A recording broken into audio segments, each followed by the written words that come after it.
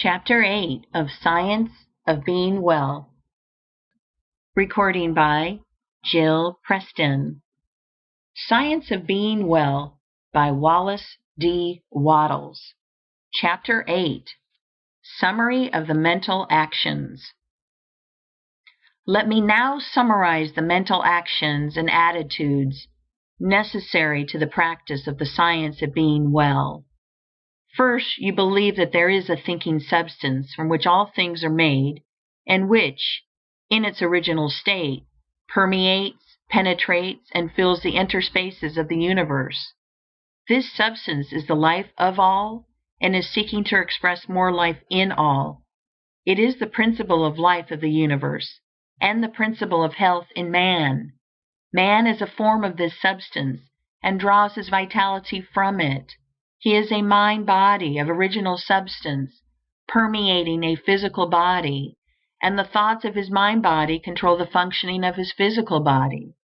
If man thinks no thoughts save those of perfect health, the functions of his physical body will be performed in a manner of perfect health. If you would consciously relate yourself to the All-Health, your purpose must be to live fully on every plane of your being. You must want all that there is in life for body, mind, and soul, and this will bring you into harmony with all the life there is. The person who is in conscious and intelligent harmony with all will receive a continuous inflow of vital power from the Supreme Life, and this inflow is prevented by angry, selfish, or antagonistic mental attitudes. If you are against any part, you have severed relations with all. You will receive life, but only instinctively and automatically, not intelligently and purposefully. You can see that if you are mentally antagonistic to any part, you cannot be in complete harmony with the whole. Therefore, as Jesus directed, be reconciled to everybody and everything before you offer worship. Want for everybody all that you want for yourself. The reader is recommended to read what we have said in a former work concerning the competitive mind and the creative mind. It is very doubtful whether one who has lost health can completely regain it so long as he remains in the competitive mind. Being on the creative or goodwill plane in mind, the next step is to form a conception of yourself as in perfect health, and to hold no thoughts which are not in full harmony with this conception. Have faith that if you think only thoughts of health, you will establish in your physical body the functioning of health, and use your will to determine that you will think only thoughts of health. Never think of yourself as sick or as likely to be sick. Never think of sickness in connection with yourself at all. And, as far as may be, shut out of your mind all thoughts of sickness in connection with others. Surround yourself as much as possible with the things which suggest the ideas of strength and health. Have faith in health, and accept health as an actual present fact in your life. Claim health as a blessing bestowed upon you by the Supreme Life, and be deeply grateful at all times. Claim the blessing by faith, know that it is yours, and never admit a contrary thought to your mind. Use your willpower to withhold your attention from every appearance of disease in yourself and others. Do not study disease, think about it, nor speak of it. At all times, when the thought of disease is thrust upon you, move forward into the mental position of prayerful gratitude for your perfect health. The mental actions necessary to being well may now be summed up in a single sentence.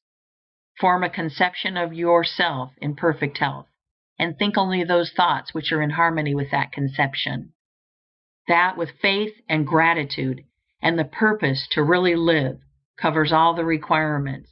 It is not necessary to take mental exercises of any kind, except as described in Chapter 6, or to do wearying stunts in the way of affirmations, and so on. It is not necessary to concentrate the mind on the affected parts. It is far better not to think of any part as affected. It is not necessary to treat yourself by autosuggestion, or to have others treat you in any way whatever.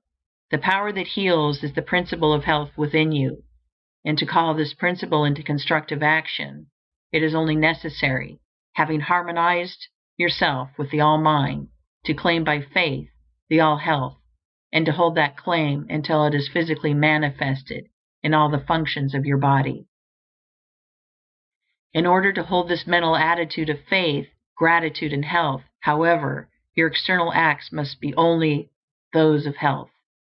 You cannot long hold the internal attitude of a well person if you continue to perform the external acts of a sick person. It is essential not only that your every thought should be a thought of health, but that your every act should be an act of health performed in a healthy manner.